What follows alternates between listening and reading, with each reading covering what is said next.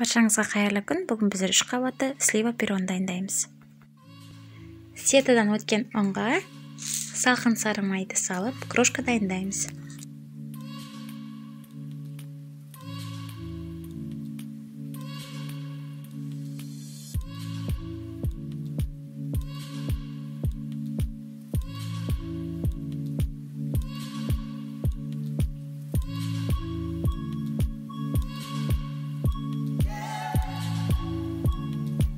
Осындай крышкаларымыз дайын болады. Кейін тозды, сары уызды және де қант ұнтағын 20%-дан жоғары қаймағымызды салып, қамыр илеп алатын боламыз.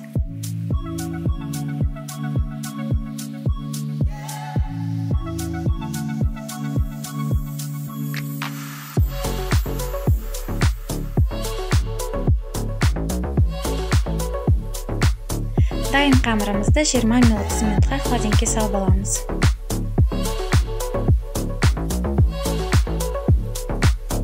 Пергамент қағазын төсеп, осылай етіп қамырымызды жайып, өзімізге керекті диаметрде кесіп алатын боламыз.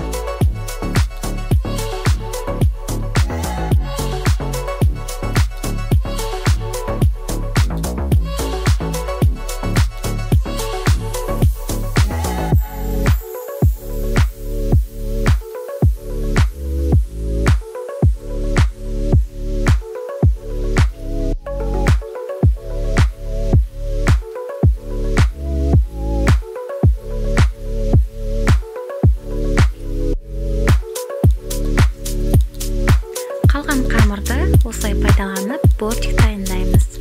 Әдемілеп, түзеп шықсаңыздар болады. Және де астыңғы қамырға жақсылап біріктіріңіздер.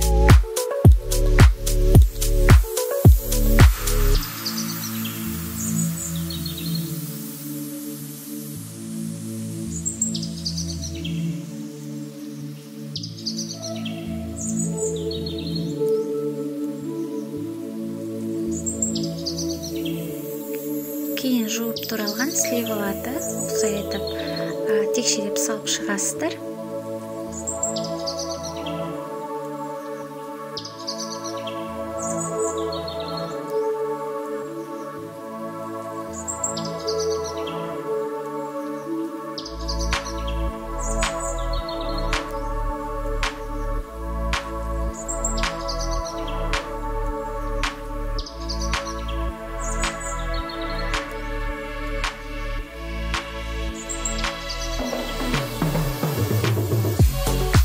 Кейін қант ұнтағын және де сухарите бетіне себетін боламыз.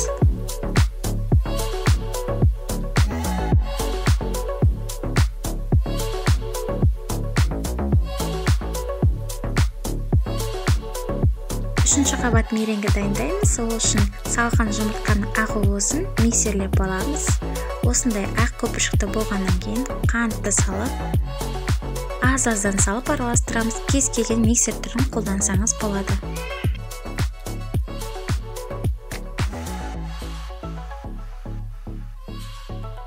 Біздің дайын меренгамыз осындай болу керек, өз қалпын ұстау керек.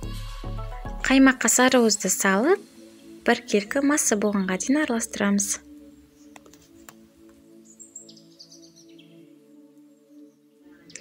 Кейін біздің меренгаға араластырамыз. Осы кезде қыздар асықпаңыздар, жәймен араластырыңыздар.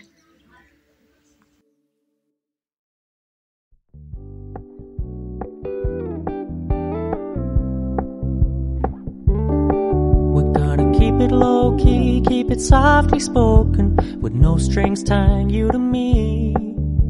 I'm happy in your company with no emotion, 'cause my love deserves to be. Сетадан өткен ұнымызды саламыз, және де аз-аздан салып, жәймен ақырын ғана араластырып алып отырамыз.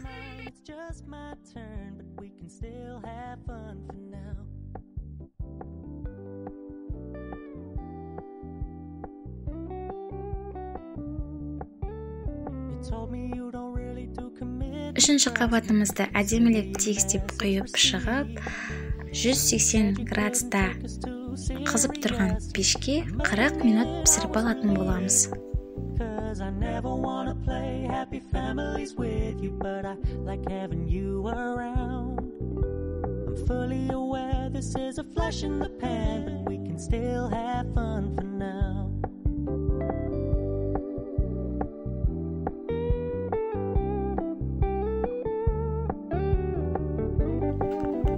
Мінекей қыздар, бүгін біздің дайындаған 3 қабатты слива пирогымыз міндетті түрде дайындап көріңіз. Жақындарыңызды қуантыңыздар. Ас болсын.